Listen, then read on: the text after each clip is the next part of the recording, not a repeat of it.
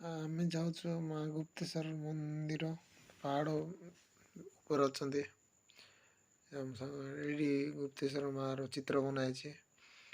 ସେଇ ପାଣି ଭିତରେ ମା ଗୁପ୍ତେଶ୍ୱର ମା ମନ୍ଦିର ଅଛନ୍ତି। ଏମିତି ତାଙ୍କର ପାହାଡ଼ ସୁନ୍ଦର ସଜ୍ୟ ଏମିତି ପାଣି ଯାଉଛି। ଏମିତି ଝରଣା ଆସିଛି।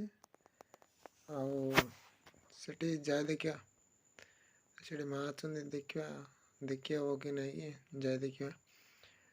ସେ ପତାକା ତଳେ ମହାପୁର ଅଛି। ଯିବା, ଯାଉଛି।